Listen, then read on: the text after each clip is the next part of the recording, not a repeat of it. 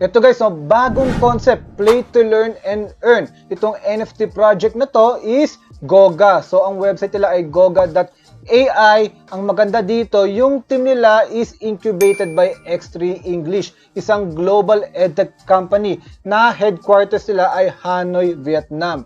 Marami silang experience, di lang sa edtech industry, pati na rin sa digital marketing.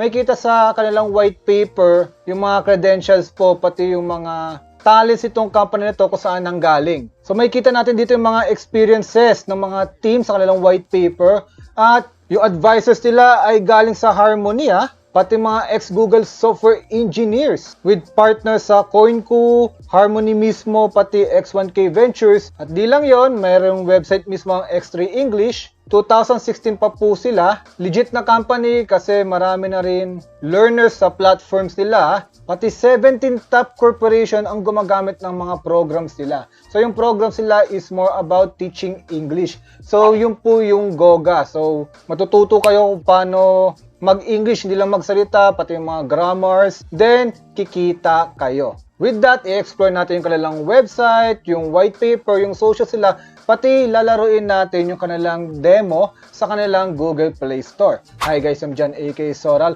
Welcome to our YouTube channel kung gusto nyo rin ma-achieve ang freedom of time and money while doing the things you love, katulad natin gaming, NFT reviewing, pati na rin trading, at kung ano-ano mang grind natin sa buhay. Huwag nyo kalimutan mag-like, share, subscribe, pati i-hit na rin ang notification bell kasi marami pa akong tips para sa inyo. Kaya, let's go! Siyempre sa mga project na ito, kailangan din natin pumunta sa kanilang mga socials. Ito, Discord, nandito naman sa kanilang website, or i-click nyo na lang sa description below. Lahat naman ng socials nila ilalagay ko dyan. Actually, mukhang bago pala yung marketing nila kasi 1,700 followers pala ang kanilang Twitter account, pero nandito na rin mga latest information.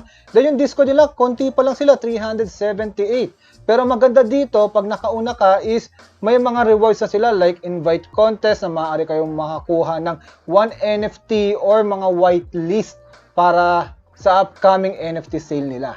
Partnered na rin po sila ng Solana. So doon po ilalagay yung app sa Solana blockchain. So ano daw tong Goga, no? Web3 language learning app siya. Ibig sabihin, NFT game siya na maaari kayong matuto ng English. So yung mga NFT nyo, sila yung mga tutor nyo. Nagle-level up din po sila, may mga breeding as well, tapos pwede rin iparent. So it works like typical NFT game with a combination of learning app na matututo kayo mag-English. So parang ganun siya pag pinasimple natin. So bakit daw sila unique? Dahil yung kanilang app is Pioneer EdTech na may crypto. Tapos pwede kahit sino maglaro nito. Sabi nila dito, users don't need to own NFT assets to learn to earn. Kasi pwede kang mag-rent for free, tapos paghahatian na lang yung earnings. Yun yung scholarship system nila. Then it opened the world from non-crypto individuals kasi mamomotivate daw sila na gamitin itong app hindi lang para matuto,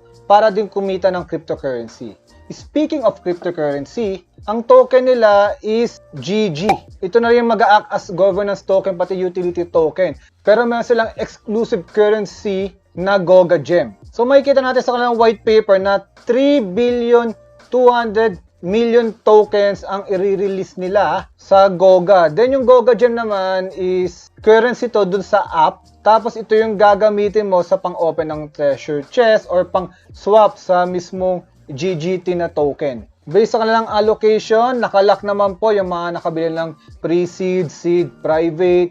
Pero kung bibili ka sa public round itong token na to, it will be unlocked once that token is generated. So magiging in-demand daw itong token na to dahil ito yung gagamitin sa Goga tutor mining, gems buying, tutor upgrades, commitment contracts, trading fee, battery charging fee. Kasi dito sa kanilang GameFi structure, kailangan itong mga robot ng battery. Kung hindi kayo kikita. Dahil itong mga Goga na to ay robot din. Then chipset upgrade fee. So nag-upgrade din po yung mga NFTs natin. Habang tumataas ang chipset, tumataas din yung level natin as well. Sa roadmap, nandito na tayo sa quarter 2 2022. So meron ng public beta version. Mamaya lalaruin natin yan.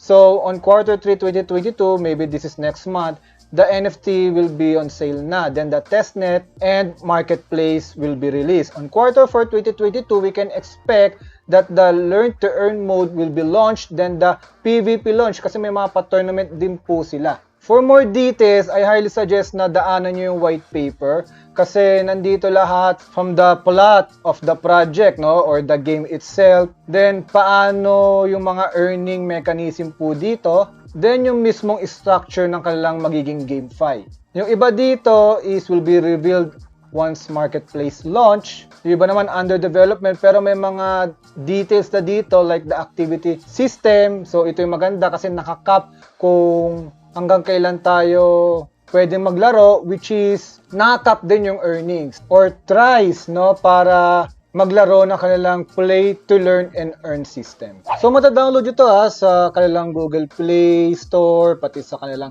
App Store. Yan, sa website nila nakalagay yan. Download on App Store, get it on Google Play. So start now tayo. So syempre English. So bakit daw natin gustong matuto ng English? Syempre, no, para maganda ang ating grammars, di ba? Self-growth. So continue natin. So pwede kayong mag-create now or create later. Susubukan lang muna natin. Agree. Ayun, no? So, may mga milestone din po siya. So, inbox yon. Then, kailangan nyo mag-sign up para makita nyo yung leaderboard. Sige, try lang muna natin for the sake para makita nyo at ma-feel nyo yung kanilang demo. So, dyan naman yung instruction. Okay, start.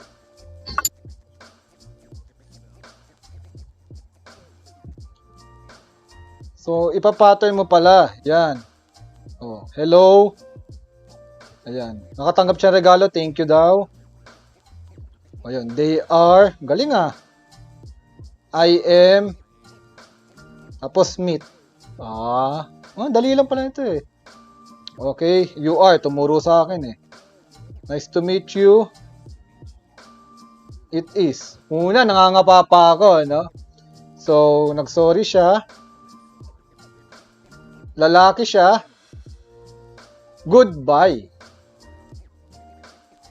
So, spell, kaya pala learn. Tapos, ito si reporter. Ayan. So, madali lang laruin guys, ha. Paulit-ulit lang para matuto kayo para mag-English. Thank you. This is good, ha, for a demo. She is. They are. Meet. Siyempre, ano pa lang to? Easy level, di ba? So, yun. Paulit-ulit lang siya. It is kasi pet siya. Then, sorry, yan. Halos paulit-ulit lang din.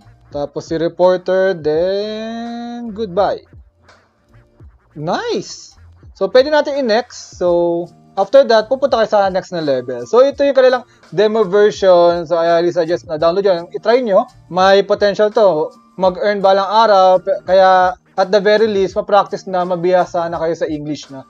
Double purpose, no? Kill two birds in one stone na. So, paalala ulit, join their socials. Lahat ng link na yan ay ilalagay ko sa description below. At kung bibili kayo ng NFT nila, make sure just risk an amount that you can afford to lose lang.